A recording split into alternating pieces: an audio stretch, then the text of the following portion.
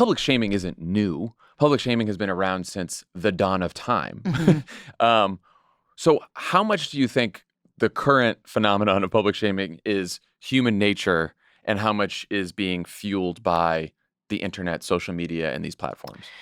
I don't know that I could give it a percentage. I think that they are both present, but there is, what was fascinating to me and kind of one of the favorite parts of working on the doc for me were these history pods that threaded throughout the stories and the experts and that section, and sort of realizing that public shaming had been a social tool that had been used.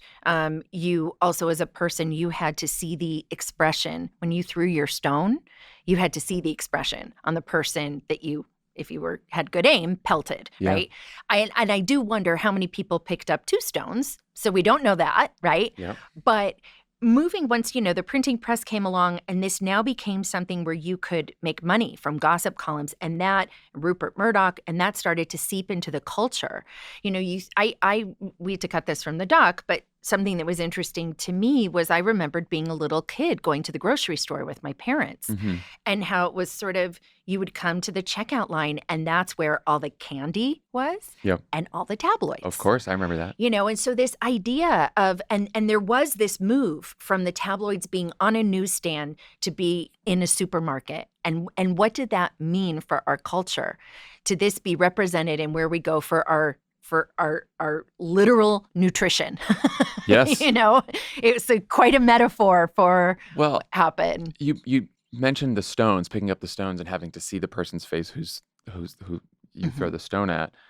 You guys interview a neuroscientist in the doc, Dr. Helen Wang, who said that when someone is just a name on a screen with some text, it's not enough for our brain to perceive them as human, and that viewing people's faces and body language is actually what helps us understand someone's mental state and what they're feeling.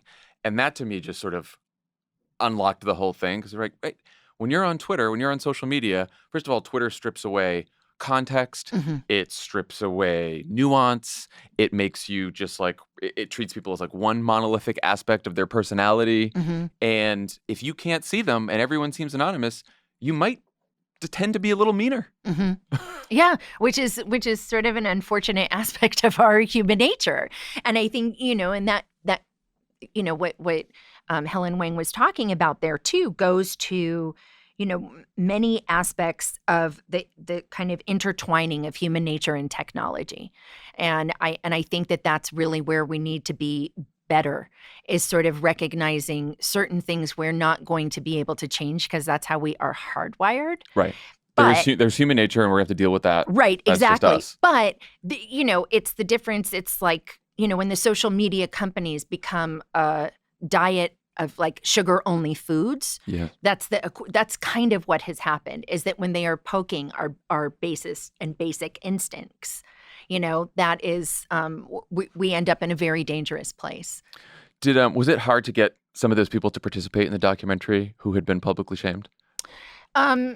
Yeah, I think there was... Did you talk to any of them? Yes, I did. Yeah, I did. And it was a very humbling moment for me to hear from some of them that the reason they felt safe participating was because someone who was an EP on the project had experienced this themselves publicly. Yeah. So it's, talk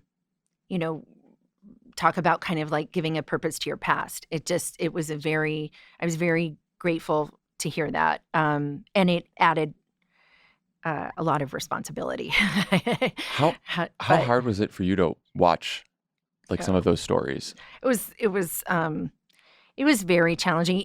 What was interesting, and your listeners will appreciate this, is because of COVID, I couldn't go on the shoots. And so we did a lot over Zoom, and sometimes we could see, but most of the time we were listening. And so it was just, you just hear things. You hear things differently. Yeah. An emotion lands differently when the only, it's like the energy and the words and the tone. And it was, it was heartbreaking. And they were really, really generous in how they shared with us. And they all sort of had a I think that they all had a bigger goal in mind too, of not just people seeing them and seeing their story, but wanting to help shift and change that, this doesn't continue to happen to people, that people think twice before they pile on without knowing the facts. Jon Ronson likes to talk about this sort of 3-day rule, this idea of like, if we could just wait 3 days before we decide to pile on and pile in, like usually how about like 10 minutes? Yeah. Well, I've had this idea for a while, for the social media companies, that it's sort of this, like, if we could stop a tidal wave, we would. Right. And so how do they sort of like implement something where you're not affecting people's First Amendment right? Everybody's, whatever they've tweeted, it will come out, but that they slow it down.